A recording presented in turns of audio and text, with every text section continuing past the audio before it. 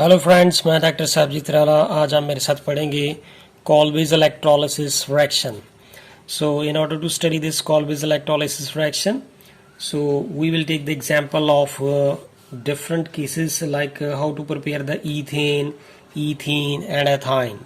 So let we talk about the example of the first. We take the preparation of ethane, preparation of ethane. तो how we can prepare the ethane from the Colby's electrolysis reaction? तो सबसे पहले हमारे पास देखिए friends, यहाँ पे CH3C double bond OK. This is called here potassium acetate. This is potassium acetate, and if we take the two molecule of this potassium acetate, so when we will dissolve this into water, तो that will dissociate into its ion because it is strong electrolyte. तो यहाँ पे देखें ये K positive है, यहाँ पे acetate के ऊपर नेगेटिव चार्ज आएगा। फ्रेंड्स यहाँ पे जस्ट एक इमेजिन करके देखें कि अगर हम किसी साल्ट को, this is an a salt, और अगर ये साल्ट है पोटाशियम एसिटेट का, तो साल्ट को जब हम वाटर में डिजोल्व करेंगे तो that will dissociate into the negative and positive. This is acetate negative and के जो है पॉजिटिव चार्ज आएगा। तो just imagine here that if we are talking about that this reaction is occurring into a beaker, if this reaction is occurring into a beaker, और यहाँ पे हमारे पास friends यहाँ पे जो बीकर है उस बीकर के अंदर यहाँ पे दो इलेक्ट्रोड होते हैं। अगर यहाँ पे दो इलेक्ट्रोड हैं उसमें से one of them is the cathode and दूसरा कौन सा होता है, एनोड। जो एनोड है उसके ऊपर क्या होती है, ऑक्सीडेशन, कैथोड के ऊपर क्या होती है, रिडक्शन। सो अगर मान लीजिए कि ये वाला जो पोटेशियम जो हमारा एसिटेट है वो हमने इस बीकर में डाला हुआ है, तो अगर यहाँ पे CH3C double bond OK, this is potassium acetate है, जब हम इसको वाटर में डिसॉल्व करेंगे तो ये acetate ion plus positive ion देगा। No what will happen here, तो at the anode there is oxidation and cathode is the reduction, and यहाँ पे हमने वाटर भी डाला हुआ है, तो वाटर जो है यहाँ तक जो है ये पोटेशियम एसिटेट का जो सोल्यूशन है वो बन चुका है। No what will happen at the anode, तो सबसे पहले हम एनोड की रिएक्शन बताएंगे कि what will be happen in this beaker in the anode. At anode you know very well that anode के ऊपर ऑक्सीडेशन होती है, तो what will happen here, CH3C double bond O, here is O, यहाँ पे acetate के ऊपर negative charge है। दैट मीन टू से कि ये वाला जो नेगेटिव चार्ज है वो ये दो जो एल्नोन पेयर हैं उनकी वजह से है। सो यहाँ पे ये एसिटेट है उसके ऊपर नेगेटिव चार्ज है। अब जब ये एनोड के ऊपर ऑक्सीडेशन होगी तो ऑक्सीडेशन होने का मतलब है लॉस ऑफ इलेक्ट्रॉन। तो अगर लॉस ऑफ इलेक्ट्रॉन होगी तो यहाँ पे कितने इलेक्ट्रॉन हैं, दो। तो know what happen here, CH3C double bond O, here is O, यहाँ पे इसमें से दोनों में से एक इलेक्ट्रॉन जो है वो बाहर निकल गया, और यहाँ पे फ्रेंड्स मैंने दूसरा इलेक्ट्रॉन यहाँ पे शो किया। तो here is the one electron will loss here. तो if we have here two molecule of the potassium acetate, तो we will take the how many free radicals, यहाँ पे एनायन कितने आएंगे, सो एसिटेट आयन कितने होंगे, 2। तो यहाँ पे ये वाले 2 रेडिकल बनेंगे और यहाँ पे 2 इलेक्ट्रॉन जो है वो लॉस हो जाएंगे। That mean to say this is the step that in which the oxidation is going to take place here.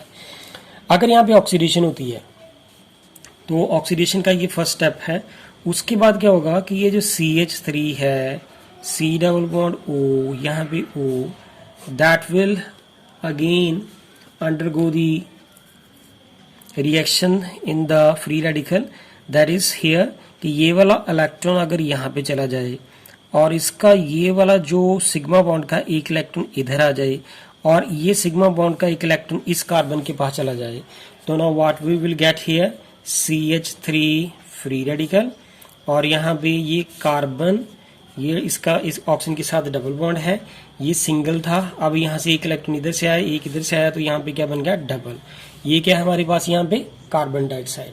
तो जब ये कार्बन डाइऑक्साइड बनेगी तो आप फ्रेंड्स यहाँ पे देखेंगे कि ये जो एनोड है, एनोड के ऊपर यहाँ से बबल्स निकलेंगे, वो बबल्स किसके होंगे, कार्बन डाइऑक्साइड गैस की। तो ये कार्बन डाइऑक्साइड गैस के बबल जो हैं इस एनोड से, एनोड जो इलेक्ट्रोड है उसके से यहाँ से निकलने शुरू हो जाएंगे, जिससे हमें पता चलेगा कि रिएक्शन चल रही है। तो अगर फ्रेंड्स यहाँ पे ये एथाइल एसीटेट है, यहाँ सॉरी यहाँ पे जो फ्री रेडिकल है, ये फ्री रेडिकल के यहाँ पे कितने मॉलिक्यूल थे 2। अगर यहाँ पे मैं 2 लिख लेता हूँ तो ये भी कितने बनेंगे 2 मिथाइल फ्री रेडिकल, और यहाँ पे कार्बन डाइऑक्साइड के कितने मॉलिक्यूल होंगे 2। So in the third step this methyl free radical and this methyl free radical now dimerize to form here ethene. तो what we will get here, इस ये methyl free radical का एक electron और इसका फ्री एक electron जो है वो दोनों कंबाइन कर जाएंगे, तो what we will get here ethane. So this is the जो रिएक्शन है यहाँ पे एनोड पे होंगी, तो we will get here the formation of ethane. This is the Kolbe's electrolysis through which we can get the ethane. Now what will happen at the cathode? अगर हम cathode की बात करें तो कैथोड के ऊपर यहाँ पे 2 तरह की हैं, यहाँ पे एक के पॉजिटिव है, यहाँ पे देखिए फ्रेंड्स एक तो के पॉजिटिव है, और वाटर हमने जो है डिसोसिएट होकर H पॉजिटिव देता है और OH नेगेटिव आयन देता है। तो H positive ion is the जो है स्मॉल इन साइज है, that is move faster as compare to the K positive and therefore it will diffuse more easily on the cathode than that of the anode. So what will happen here, if we talk about here that this H positive ion, तो यहाँ पे 2H positive ion will gain the electron. यहाँ पे जो friends यहाँ पे देखें, ये जो हमने ऑक्सीडेशन जब हुई थी, ऑक्सीडेशन में 2 इलेक्ट्रॉन निकले थे, तो ये 2 इलेक्ट्रॉन जो है अब वो इलेक्ट्रॉन जो है वो ये 2 हाइड्रोजन एटम जो है वो गेन कर लेंगे।